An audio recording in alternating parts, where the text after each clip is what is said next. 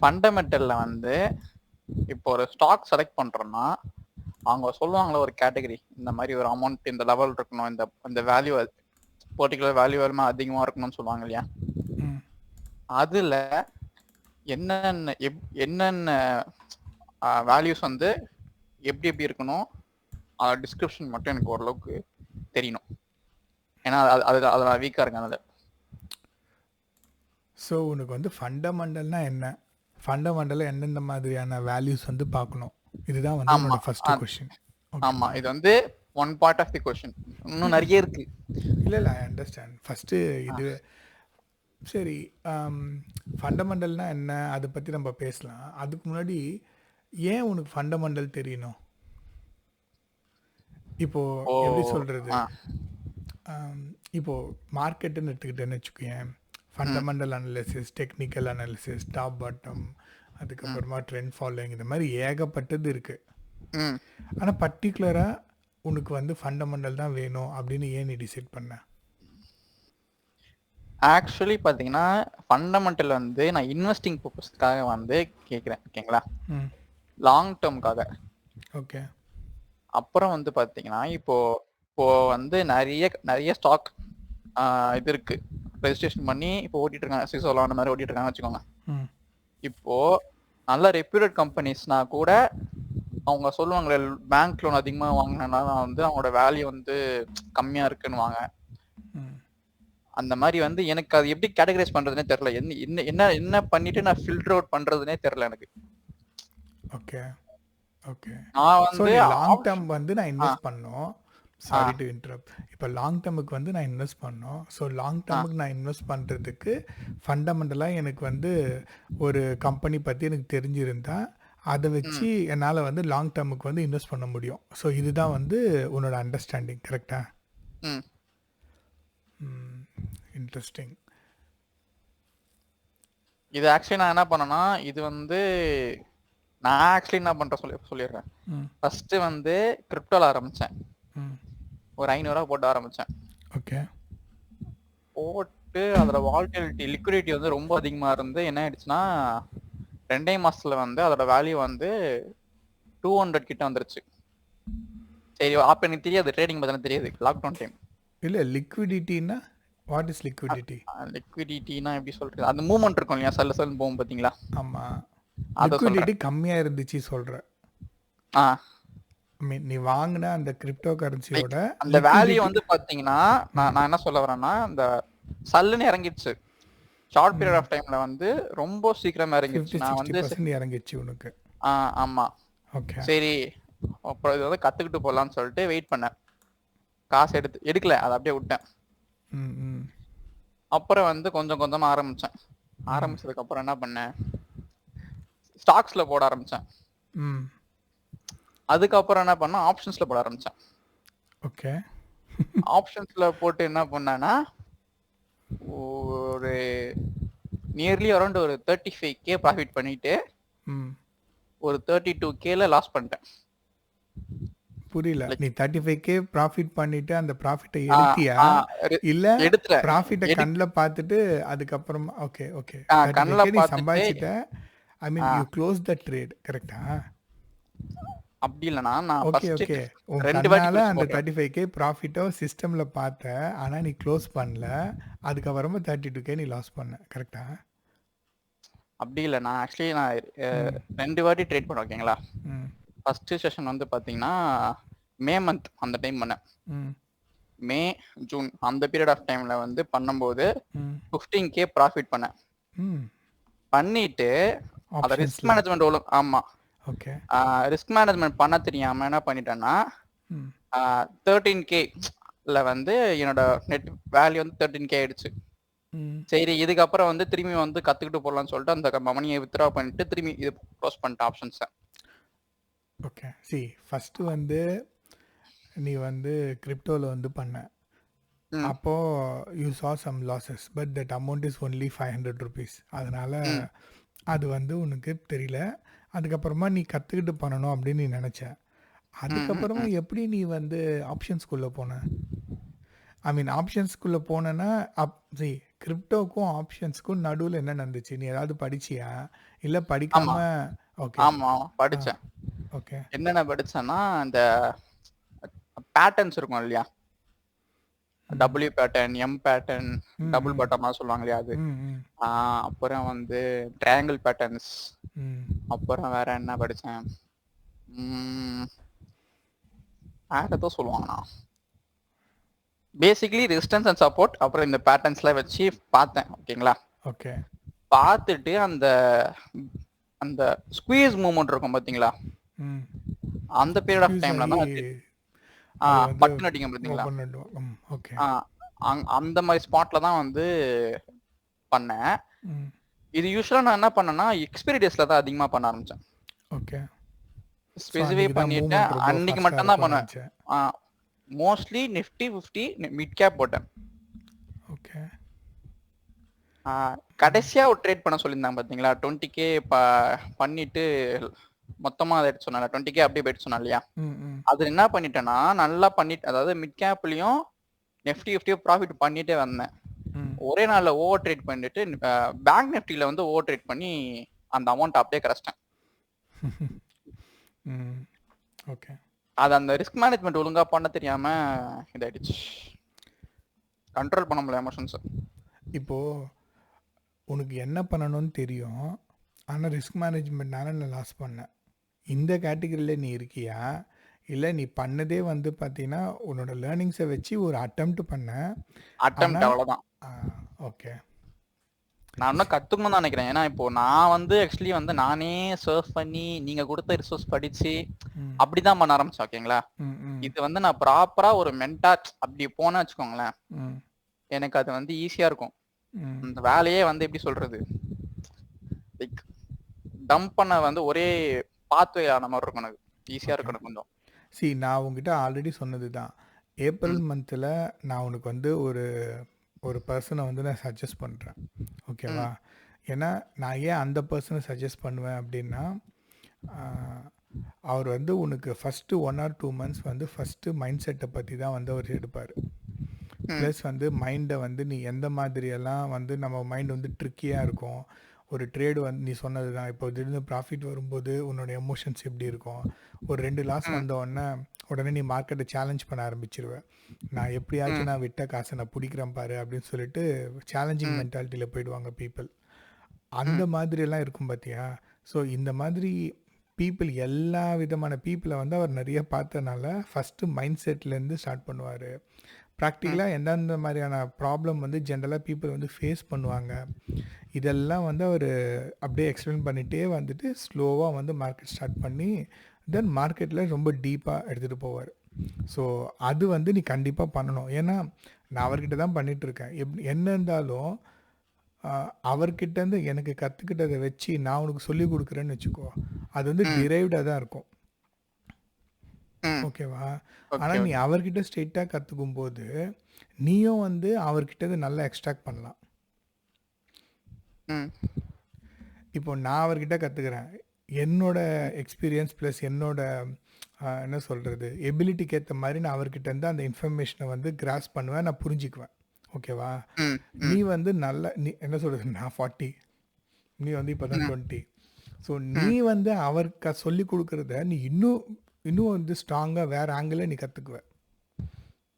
அப்போது நீ அதை கற்றுக்கும் போது மேபி இட்ஸ் அ ஜேர்னி தான். அவர்கிட்ட வந்து 1 year கோர்ஸ் மாதிரிலாம் கிடையாது.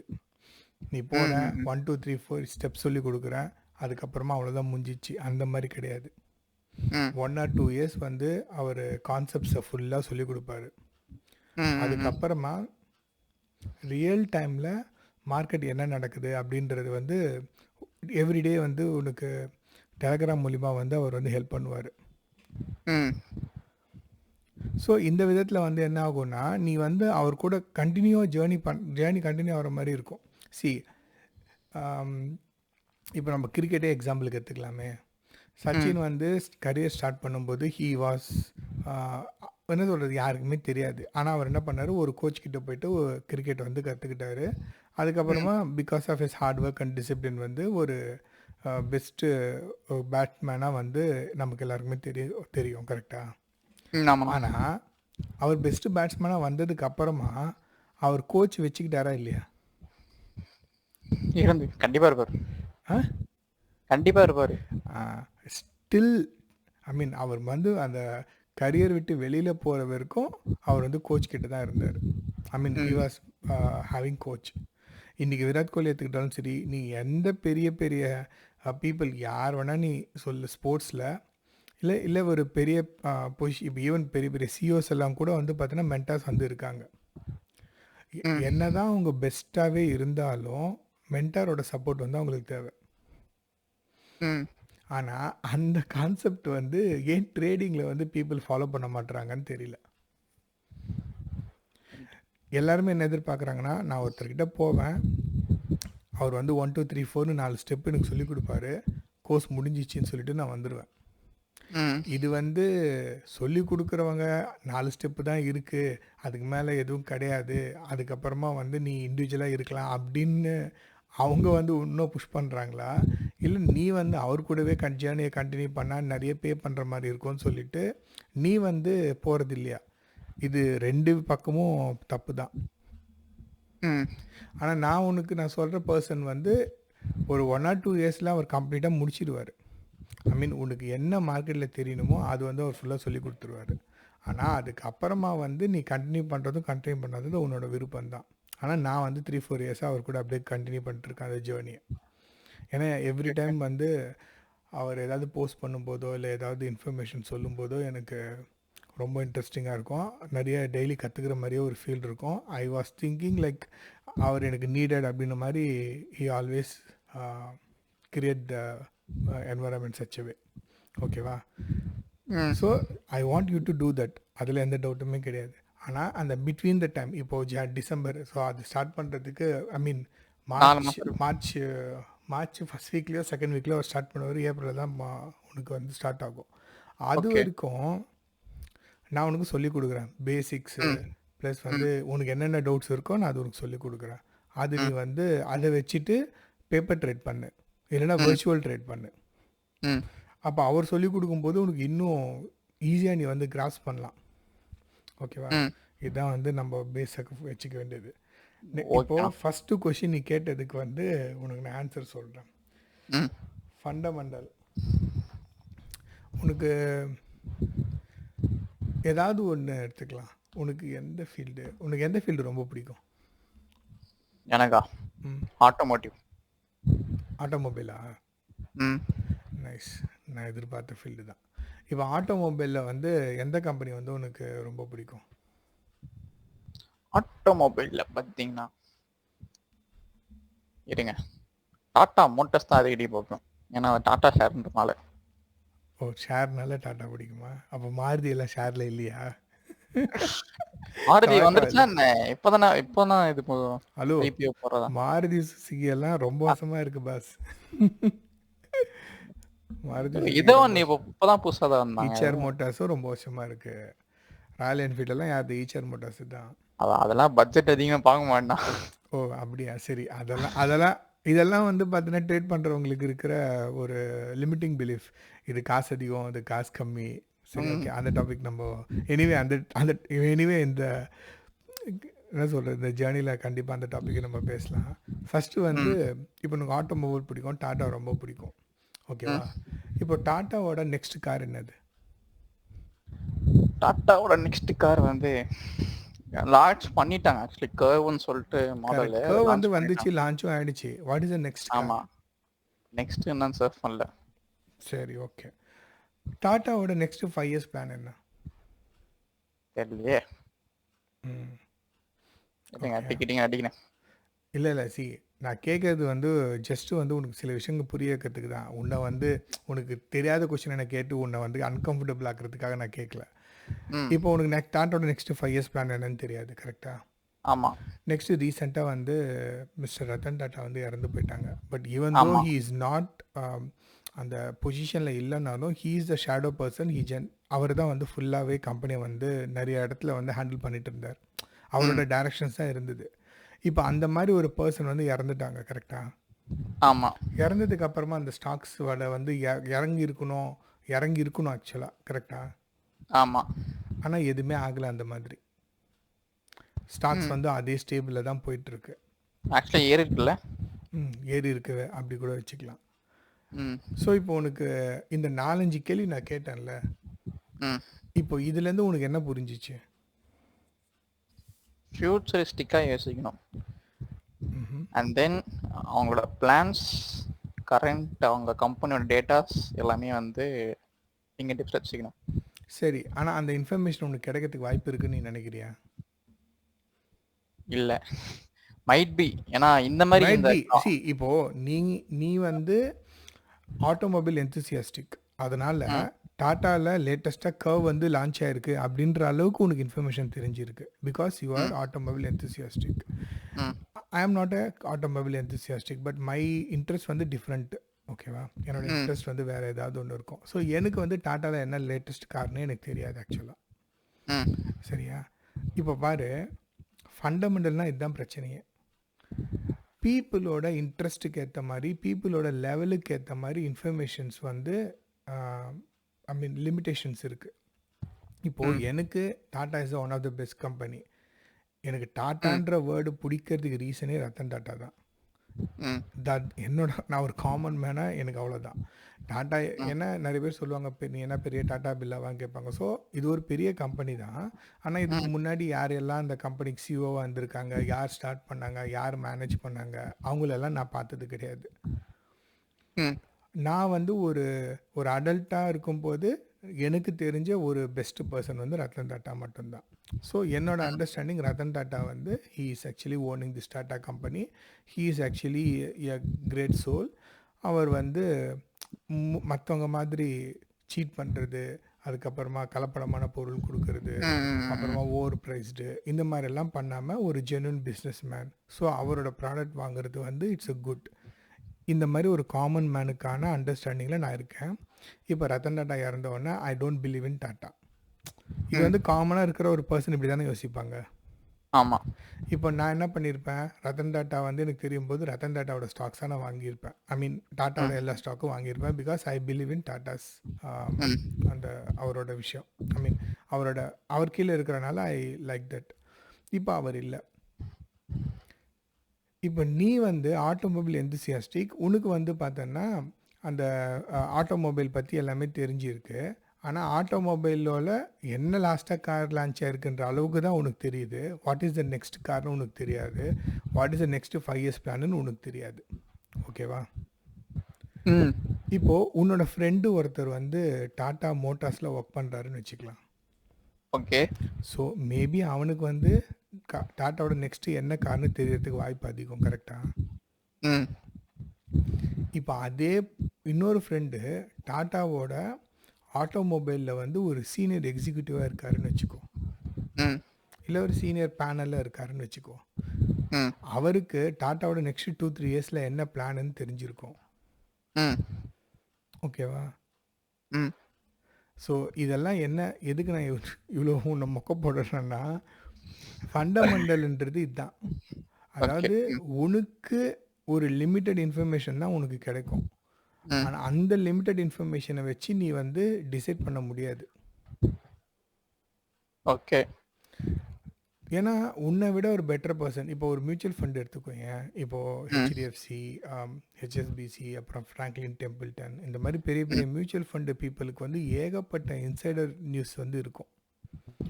அவன் வந்து அந்த கம்பெனி அக்கா பிரித்து இன்ஃபர்மேஷன் வந்து வச்சுருப்பான். அவனால் ஃபண்டமெண்டலாக அந்த கம்பெனி எப்படின்னு ஒரு ஸ்டடி பண்ண முடியும். ஏன்னா அவனுக்குன்னு சில, இப்போ அந்த எப்படி சொல்கிறது, போலீஸ் இல்லாமல் அவுட் சைடில் நிறைய டிடெக்டிவ்ஸ் இருக்காங்கல்ல. அந்த மாதிரி ஃபினான்ஷியலாக வந்து ஒரு கம்பெனியோட ஸ்ட்ரென்த்தை அனலைஸ் பண்ணுற பெரிய பெரிய இன்ஸ்டியூட்ஸுக்கு இவன் பணம் கொடுத்து அந்த கம்பெனியோட நெக்ஸ்ட்டு 10-15 yearsோட ஃப்யூச்சர் கோல்ஸ் என்ன, அவங்களோட பிளான்ஸ் என்ன, அந்த கம்பெனியோட கரண்ட்டாக என்னென்ன மாதிரியான டெபிட்ஸ் இருக்குது, என்ன லோன்ஸ் வாங்கியிருக்காங்க, எந்த மாதிரியான இந்த மாதிரி எல்லா அனலைஸும் அவங்க பண்ணுவாங்க. அதனால தான் பெரிய கம்பெனிஸ் வந்து எப்போவுமே பேசும்போது ஃபண்டமெண்டல்னு சொல்லுவாங்க. அந்த ரிப்போர்ட்டோட காஸ்ட்டே வந்து பார்த்தீங்கன்னா லேக்ஸ் அண்ட் மில்லியன்ஸில் இருக்கும். அவங்க பண்ணுறது அந்த அனலைஸ் மட்டும் நான் சொல்கிறேன். ஏன்னா ஒரு மியூச்சுவல் ஃபண்ட் ஹவுஸ் கிட்ட 10,000 கோடி 15,000 கோடி இருக்கும். இப்போ நீ இப்போ இன்னைக்கு உலகத்துல பாதி பேர் மியூச்சுவல் ஃபண்ட் தானே பண்ணின்னு இருக்காங்க. கண்டிப்பா. அப்போ எஸ்ஐபி அந்த எஸ்ஐபி பணம் எல்லாம் வந்து எங்க போகுது? மியூச்சுவல் ஃபண்ட் ஹவுஸுக்கு தான் போகுது. அப்போ அந்த மியூச்சுவல் ம் ஃபண்டு எவனோ தானோலாம் ஸ்டாக் வாங்க முடியாதுல்ல. அதுக்கு தானே ஃபண்ட் ம் மேனேஜர்னு ஒருத்தங்க இருக்காங்க. அந்த ஃபண்ட் ம் மேனேஜர் வந்து இந்த மாதிரி அனலைசிஸ் பண்ணுறது, ரிசர்ச் பண்ணுறது, அவனே வந்து ஒரு நல்ல ஆக்ஸ்ஃபோர்ட் யூனிவர்சிட்டியில் வந்து பார்த்தோன்னா ஃபினான்ஸ் முடித்தவனாக இருப்பான், இல்லை ஐஐடியில் பெரிய ஃபினான்ஸ் படித்தான், அந்த மாதிரி ஒரு பெரிய ஒரு ஸ்கில்டு பர்சனாக இருப்பான். அவனுக்கு ம் நிறைய ரிசோர்ஸஸ் இருக்கும். அந்த ரிசோர்ஸஸ் மூலிமா அந்த கம்பெனியோட ஃபுல் டீட்டெயில்ஸ்னால் என்ன சொல்கிறது, அவனுக்கும் லிமிட்டட் தான். ம் அவனால் கூட ஒரு கம்பெனியோட ஏ டு இசட் டீட்டெயில்ஸ் எல்லாம் வாங்கிட முடியாது. அவனோட கெப்பாசிட்டிக்கு ஏற்ற மாதிரி இப்போது ஒரு கம்பெனிக்கு 100 இன்ஃபர்மேஷன் தெரிஞ்சால் கம்ப்ளீட்டாக ஃபண்டமெண்டல் வந்து தெரிஞ்ச மாதிரின்னு வச்சுக்கலாமே. ஒரு எக்ஸாம்பிளுக்கு மியூச்சுவல் ம் ஃபண்டுக்கு ஒரு 70-80 தெரியும். ம் தென் மிடில் லெவல் பீப்புள் இருக்காங்களா, ஒரு ஓரளவுக்கு கம்பெனிஸ் இருக்கும்ல, not a mutual fund but individual companies கூட சிலது இன்வெஸ்ட் பண்ணுறாங்கல்ல, அவனுக்கு வந்து ஒரு 20-30% தெரியும். இன்டர்நெட்டில் வந்து ஒரு 10% 5% இன்ஃபர்மேஷன் வந்து அவைலபிளாக இருக்கும். நீ ஒரு சிஏ படித்தவனா இருந்தேன்னு வச்சுக்கோ, உன்னால் வந்து அந்த இன்ஃபர்மேஷனை வச்சு ஈஸியாக கனெக்ட் பண்ணி ஓரளவுக்கு அந்த கம்பெனியோட டீட்டெயில்ஸை வந்து உன்னால் வந்து ஒரு ஃப்ரேமுக்குள்ளே எடுத்துகிட்டு வர முடியும். ம் இப்போ நீயும் நானும் ஒரு காமன் மேன், நம்மளால் வந்து ஃபண்டமெண்டலாக ஒரு இன்ஃபர்மேஷனை நெட்டில் அவைலபிளாகவே, இப்போ பேலன்ஸ் ஷீட்டு, அப்புறமா வந்து பார்த்தோன்னா இன்ட்ரெஸ்ட் கவரு, அப்புறமா வந்து cash in bank, assets, book value, இந்த மாதிரி ஏகப்பட்ட டேர்ம்ஸ் இருக்குல்ல, ம் இதெல்லாம் சிஸ்டமில் இருந்தாலும் உன்னால் அதை வச்சு பெருசாக வந்து ஒரு டிசிஷனுக்கே வர முடியாது. ம் கரெக்டா? ம் அப்போது பாயிண்ட் ரொம்ப சிம்பிள். ஃபண்டமெண்டல் அனாலிசிஸ் வந்து ஒரு காமன் மேனுக்கு வந்து கொஞ்சம் டஃப்பு. ஓகே பண்ண முடியாதுன்னு சொல்ல, நீ ஸ்கில்டாக இருக்கணும், ஒரு சிஏ பர்சனாவோ இல்லை அப்படி இருக்கணும். ஆனால் இன்றைக்கி பார்த்தோன்னா சும்மா யூடியூப்பில் புக் வேல்யூ விட இது கம்மியாக போயிடுச்சு, அதுதான் நான் பிஇ ஆக்சுவலி வேல்யூ இதுதான் விட கம்மியாக போயிடுச்சு ம் அப்படின்னு சொல்லி. பிஇ வேல்யூன்னா என்னது? நீ ஒரு தெரியலையே. காசு வந்து நீ போடுற, அது ம் எவ்வளோ நாளில் டபுள் ஆகுன்றது தான் பிஇ வேல்யூ. ஓகே சிம்பிளாக சொல்லணும்னா, ம் ஓகேவா? இப்போ ஒரு காசு நீ ஒரு 10 ரூபா போடுற, அது எப்போ டபுள் ஆகும்? 10% உனக்கு வந்து மாதம் வந்து ஒரு வருஷத்துக்கு வந்து உனக்கு ப்ராஃபிட் கிடைக்குதுன்னா 10 வருஷத்தில் டபுள் ஆகும். ம் க்ளோஸ் டு 10 இயர்ஸ். அவ்வளோ ம் மேத் கிளியராக சொல்ல தேவையில்ல. ம் பிஇ வந்து பார்த்தோன்னா லெஸ் தென் 5 லெஸ் தென் 6 இருக்குன்னா உன்னோட வேல்யூ 5 வருஷத்தில் டபுள் ஆகும் அப்படின்றது தான் வந்து, அதை நினச்சி தான் பிஇ வேல்யூ கம்மியாக இருக்கிற கம்பெனி அதாவது இது வந்து ஒரு ஒன் ஆஃப் த க்ரைட்டீரியா தான். ம் ஒரு கம்பெனிக்கு பிஇ வேல்யூ ஏன் அவ்வளோ கம்மியாக இருக்குது? இப்போ நீ எந்த ஒரு பெரிய கம்பெனியை எடுத்துக்கோ, எக்ஸாம்பிள் நீ ரிலையன்ஸ் எடுத்துக்கோ, அதோட பிஇ வேல்யூவில் 30-40 இருக்கும். ஏன்னா அந்த கம்பெனி எக்ஸ்போனென்ஷியலாக வந்து க்ரோத்தில் இருக்குது. ம் அதுக்காக அந்த கம்பெனி இதுக்கப்புறமா க்ரோத் ஆகாதுன்னு க்ரோத்தே ஆகாது அப்படின்னு நம்ம சொல்ல முடியுமா? முடியாது. ஏன்னா அதுக்கு மேலேன்னு அவங்க வந்து பெரிய பெரிய டீல்ஸ்க்கு போயிட்டே இருப்பாங்க. அந்த பிஇ வேல்யூ இன்னும் பெருசாக போயிட்டே தான் இருக்கும். எக்ஸாம்பிளுக்கு நான் பிஇ வேல்யூ சொல்கிறேன், பிஇ வேல்யூ பற்றி நீ ரொம்ப ஒரி பண்ணிக்க வேணாம். அதே மாதிரி இன்ட்ரெஸ்ட் கவர் சொல்லுவாங்க. எந்த கம்பெனிக்கு வந்து பார்த்தோன்னா கடனே இல்லையா அது பெஸ்ட்டு கம்பெனி. ம் ஒரு கம்பெனிக்கு கடனே பேங்க்கு கொடுக்கறதுக்கு ரெடியாக இல்லைன்னா கூட அந்த கம்பெனி கடன் இல்லாமல் தானே இருக்கும். ஆமாம். If the company is not eligible இப்போது அப்படின்னா, அப்போ அந்த கம்பெனி ஆப்வியஸாக கடன் இல்லாத மாதிரி தான் காமிக்கும். ஸோ அப்போ நீ என்ன நினைப்ப, அந்த கம்பெனி பெஸ்ட்டு கம்பெனின்னு நினைப்பியா? But really we don't know, right? Exactly அவனுக்கு வந்து ஆமாம். கடனே கிடைக்கலையா, இல்லை அவன் கடன் உண்மையாகவே வாங்கலையா? ஸோ தெர் ஆர் 2 கேட்டகரிஸ் இருக்குல்ல. அந்த டீட்டெயில்ஸ் உனக்கு எப்படி கிடைக்கும்? நம்ம நெட்டில் போய் பார்த்தா கடனே இல்லாத கம்பெனி அப்படின்னு அந்த லிஸ்ட்டில் காமிக்கும். பிகாஸ் அவன் லோன் எடுக்கலை, அவ்வளோதான். ஆனால் அவனுக்கு லோனே எலிஜிபிள் இல்லைன்னா that could be possible, right? இன்னொரு criteria mostly peoples book value. Book value அப்படின்றது என்னென்னா, இப்போது ஒரு பொருள் வந்து 100 ரூபான்னு வச்சுக்கோ. சரி, ஒரு கம்பெனியோட டோட்டல் ஷேர் வேல்யூ வந்து இன்னைக்கு தேதிக்கு வந்து 200 ரூபாயில போயிட்டுருக்கு. ஓகேவா? இன்றைக்கி அந்த கம்பெனியோட ஸ்டாக் வேல்யூ வந்து 200 ரூபாயில் இருக்குது. அந்த கம்பெனி வந்து ஒரு என்ன சொல்கிறது, ஆக்சுவல் வேல்யூ வந்து ஒரு 50 ஸ்டாக்ஸ் வந்து விற்றுருக்காங்கன்னு வச்சுக்கோ.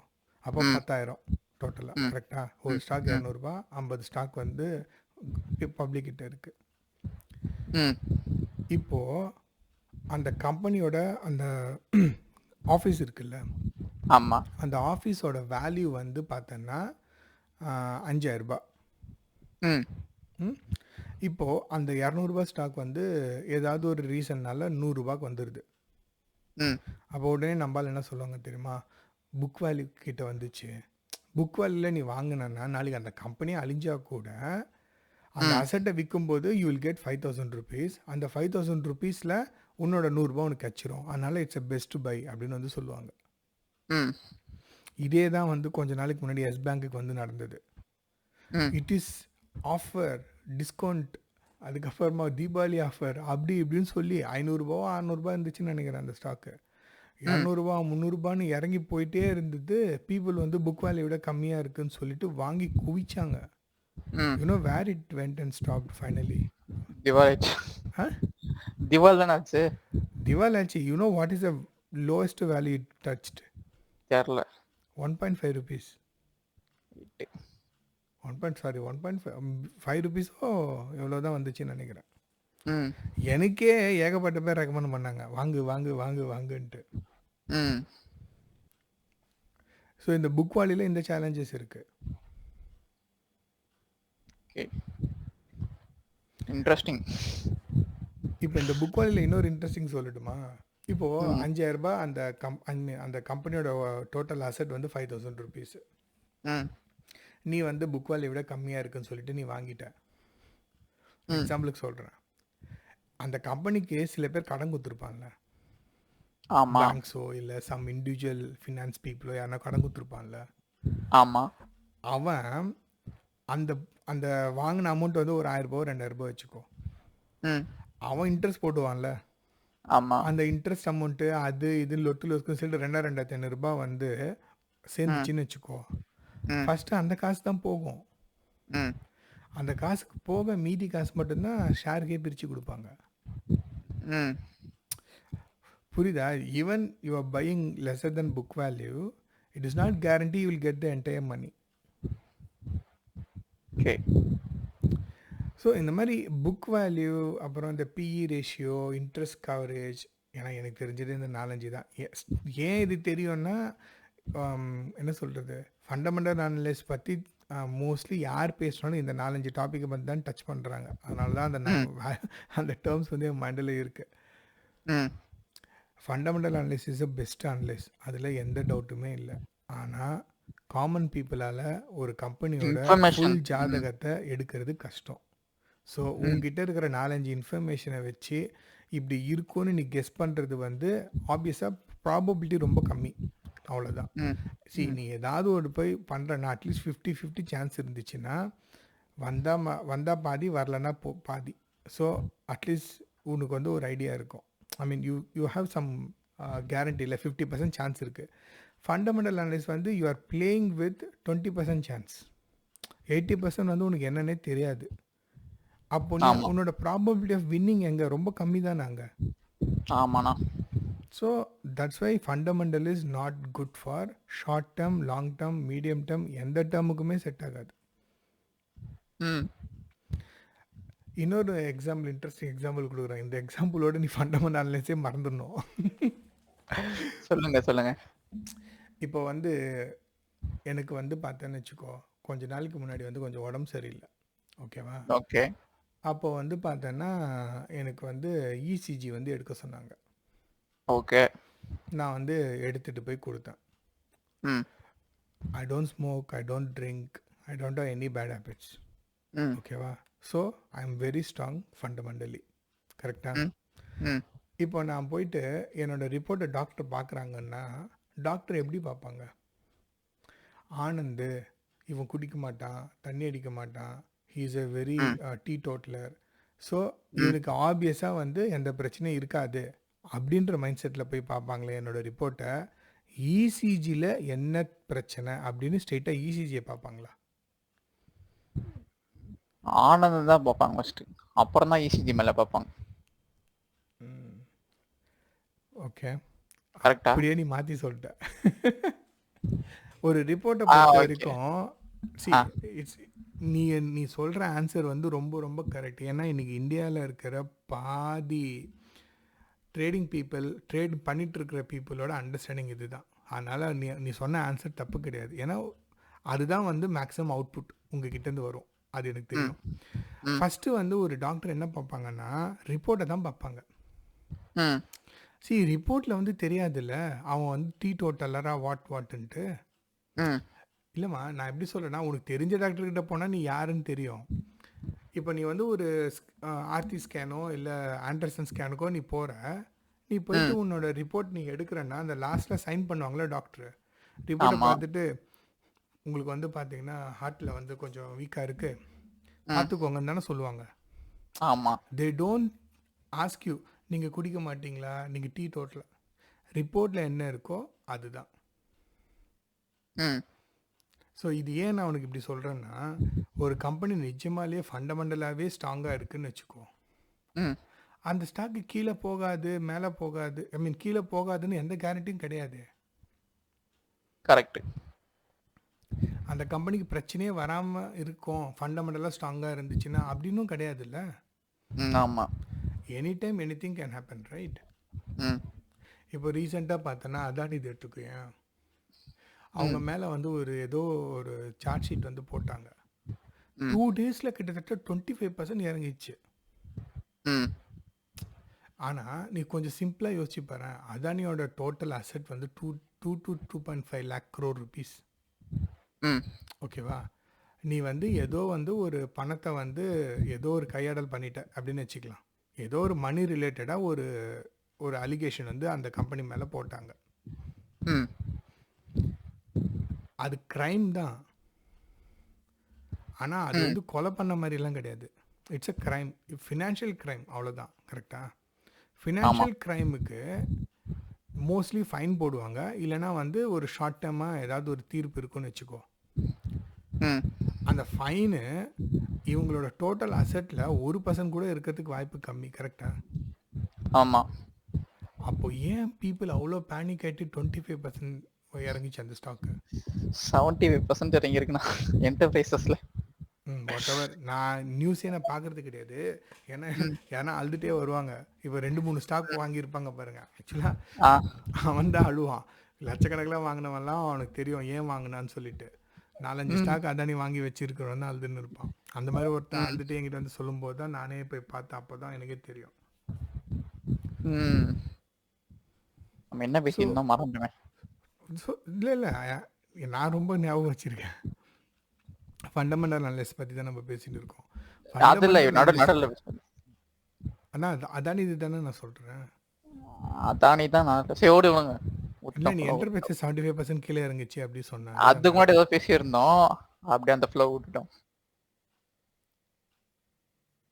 அப்படியா? ம்.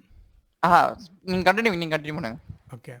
பாயிண்ட் என்னென்னா, என்ன தான் நல்ல கம்பெனியாக இருக்குதுன்னு வச்சுக்கோ, ம் எவ்வளோ தான் வந்து சூப்பர் கம்பெனியாக இருந்தாலும் அந்த கம்பெனியோட ஸ்டாக் எப்போ வேணால் கீழே இறங்குறதுக்கு வந்து வாய்ப்பு இருக்குது.